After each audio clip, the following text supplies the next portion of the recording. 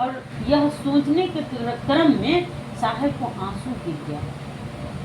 और आंसू गिरने के बाद साहब कहते हैं मेरा रोना ही काम आ गया। आंसू गिरने के बाद तुरंत सुंदर हवा के झोंका आया, एकदम सुंदर सुहाना, और सांसों में शब्द में लिखा अंदर गया नमः। और सांस जैसे ही साहब छोड़ते हैं तो शिवाय निकल गया। साहब जो पटना में उस समय साहब लॉ क्लास के विद्यार्थी थे, वह पटना में जो पढ़ते थे वहाँ का चाबी था साहब के हाथों में, और साहब सोच रहे थे वही। और जैसे नमः अंदर गया, शिवाय निकल उतर गया, तो साहब कहते हैं रे रे रे रे इकरे तक खोजत रहली। हाँ, अपने घरेलू भाषा में कहते हैं कि रे रे रे रे, यानी सिवान जिला के साहब थे। रे रे रे रे एकरे तो खोजत रहली। हाँ, और साहब को वह चाबी हाथ से गिर गया साहब से। तो जाकर के साहब माँ अंदर से बोलती है आंगन से कि बउआ का हो गल रहल जो मिल गए। साहब कुछ जवाब नहीं देते हैं। थोड़ी देर बाद साहब जमीन से चाबी उठाते हैं और कहते हैं, जैसे चाबी उठाते हैं फिर माँ दोबारा पूछती है कि बाबू क्या खो गया जो मिल गया। जब जाके साहब कहते हैं कुछ न माँ, पूंजी गिर गेल रहल जब मिल गया। तो साहब बाद में कहते हैं ये तो अध्यात्म की पूंजी मुझे मिल गई। तो साहब ये अपने तक रखे, किसी को नहीं बताए। 1975 से किसी को नहीं बताए। 6 साल के बाद साहब जब मधेपुरा जिला गए, जब जाकर के साहब श्मशानी लोग से बोले कि अभी भी आप श्मशान जाते हैं? उन्होंने कहा जी हाँ। साहब बोले वहाँ कुछ नहीं मिलने वाला है, शिव को गुरु बनाइए और नमः शिवाय कीजिए। तब उन्होंने कहा कि शिव गुरु है ये तो मुझे भी पता है। साहब कहते हैं कि मैं अपने पत्नी लीलम के सिवा आज तक मैं किसी को नहीं कहा। आपको किसने कहा? तब उन्होंने कहा कि ये तो किताबों में लिखा है कि वह शिव जगत के गुरु हैं, किताबों में लिखा है। जब जाके साहब कुछ देर के बाद, उनके जाने के बाद साहब स्टाफ के द्वारा किताब मंगवाए और देखते हैं कि सही में वह शिव गुरु के पद पर है। साहब को बहुत दुख हुआ कि जब लोगों को पता है कि शिव गुरु हैं तो लोगों ने दूसरे को क्यों नहीं बताया, क्यों अपने तक रख लिया? क्योंकि धरती पे बहुत सारा गुरु है। साहब बहुत दुखी हुए। जब जाके साहब कहना शुरू कर दिए कि शिव को गुरु बनाइए और नमः शिवाय कीजिए। आसन पदासन लगाने के लिए साहब कहा करते थे। जब उसी में से एक व्यक्ति कहता है कि जानते हो, इसके अंदर बहुत सारा बात है जो समय के अभाव में मैं नहीं बोल पा रही हूँ। बहुत सारा चमत्कार हो रहा था साहब के यहाँ, जब बहुत सारा चमत्कार हुआ।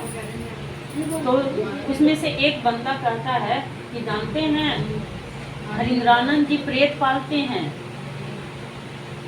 तो उन्होंने कहा कि चलिए सिंहेश्वर की मंदिर में आप प्रसाद को खिला दीजिए, जब जाकर के मैं समझूंगा कि शिव गुरु है।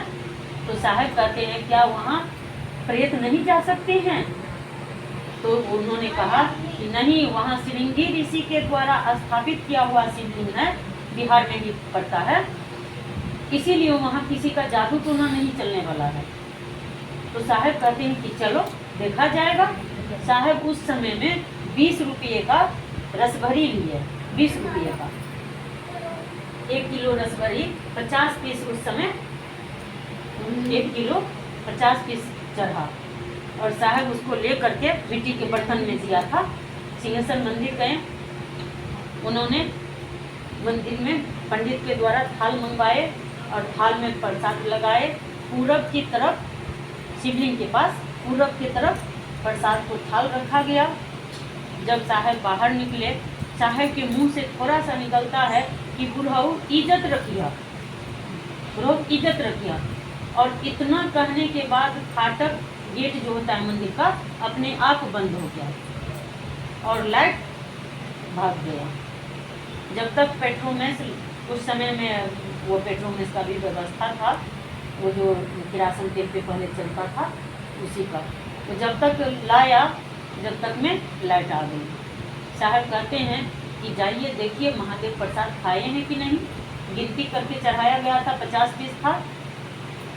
वहाँ प्रसाद जो थाल लगाया गया था पूरब से पश्चिम चला गया था थाल, और देखा कि 50 में से गिनती किया गया तो 50 में से 15 गायब था, और 35 पीस में ऐसे लग रहा था किसी में नाखून लगा है, और सारे के सारे लग रहा था कि ब्लेड से जैसे 2 हिस्से में बांट दिया गया है। जब जाके लोग समझा कि सचमुच शिव गुरु हैं, तो साहब को 2 सूत्र आ गया, एक नमः शिवाय आया, और दया, जैसे साहब कहते हैं कि ब्रो इज्जत रखिए, यानी महादेव दया कर दिए प्रसाद ग्रहण करके, 2 सूत्र हो गया।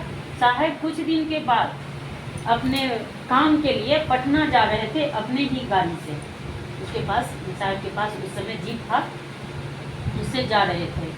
तो साहब का दोस्त थे, उधर बेगूसराय पड़ता है, क्या कहता है, खगड़िया तरफ पड़ता है, बिहार में ही। तो वहाँ पे साहब का दोस्त थे, वहाँ साहब रुक गए, उनके पास रुक गए रात में, कि कल सुबह ऑफिस का काम है, जब तक रात में उनसे मिल लेता हूँ। तो साहब उनसे मिलने के लिए गए, उनके पास रात भर ठहरे। वो उनका दोस्त है भगवती का पुजारी, और साहब महादेव गुरु का, दोनों में बातचीत चला रात भर। थोड़ा देर के लिए आराम करने के लिए गए, जब जाके 4 बजा उनका दोस्त जग गए, अपने पाठ करने के लिए शुरू कर दिए। जैसे पाठ शुरू किए साहब जग गए, साहब बाहर में आकर के खड़ा हो गए। फूल का पेड़ था, आम का पेड़ था, बहुत अच्छा। 4 बजे कभी सुबह, साहब हमेशा लेट से 9 बजे जगा करते थे, और 4 बजे उस दिन पहली बार जगे। साहब को बहुत अच्छा सुहाना मौसम लग रहा था, बहुत परम आनंद लग रहा था साहब को। लग रहा था कि ऐसा मौसम कभी देखे ही नहीं थे, पहली बार देखे साहब। और साहब बहुत खुश हो रहे थे उस टाइम।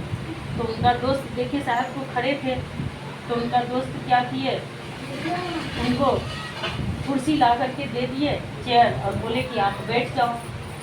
साहब बोले कि आप अपना पूजा कर लीजिए, उनको बैठने के लिए दिए। और फिर उन्होंने कहा कि आपके लिए मैं चाय बनाता हूँ।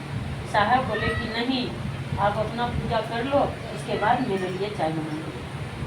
उन्होंने कहा कि नहीं, मैं चाय आपको बना करके देता हूँ, उसके बाद ही मैं अपना पूजा करूँगा। जितने देर लगा उनको 1 कप चाय बनाने में, इतने ही देर में ऊपर से आवाज़ आ रही है, हरिंद्र तुम करते क्या हो।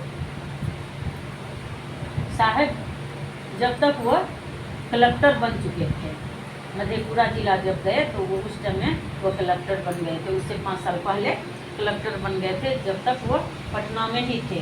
5 साल पटना में ही रहे, उसके बाद साहब मधेपुरा जिला में।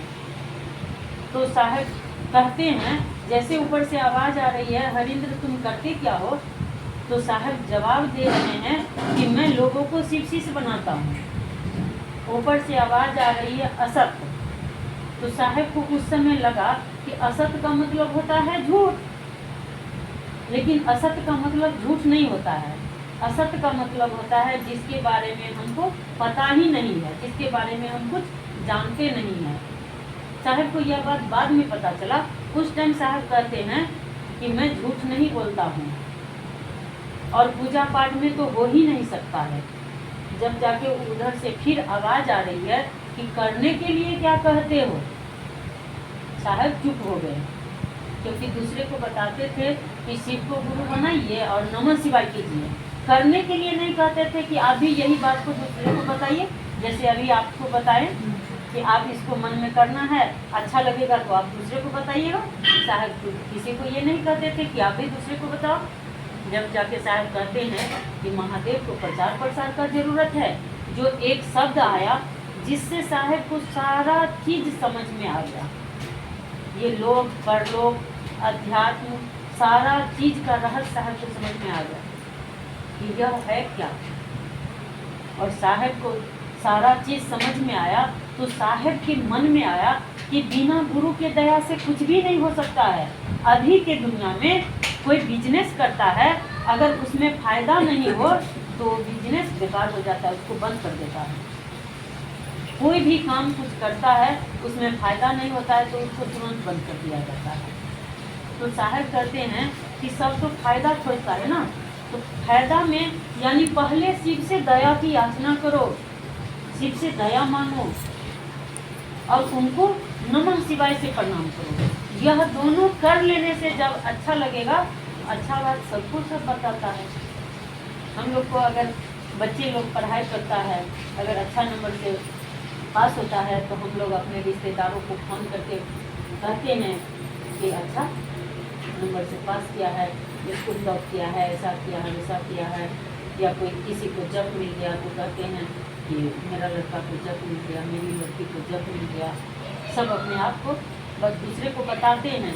कोई रिश्तेदार पूछने के लिए नहीं आता है, हम खुद ही दूसरे को बताने के लिए जाते हैं। तो साहब कहते हैं कि जब गुरु अच्छा लगने लगेगा, जब आपका मन को गुरु समझा सकते हैं, आपके दर्द पीड़ा को गुरु सुन सकते हैं, हर समस्या को हल कर सकते हैं, तो दूसरे को भी करें ना। इसीलिए सिर्फ गुरु शिष्य का पर उपकार है, यानी मेरा उपकार हुआ, मेरा भला हुआ तो आपका भी भला हो। यही है कि इसको आपको करना है और यही दूसरे को बताना है। चलिए इसी विचार वाणी के साथ मैं अपने वाणी अभी के लिए अपने गुरु के चरणों में रखती हूँ। अपने गुरु को प्रणाम, उपस्थित सब दीदी को प्रणाम, मेरी प्रणाम को अपने चरणों में स्वीकार करूँ।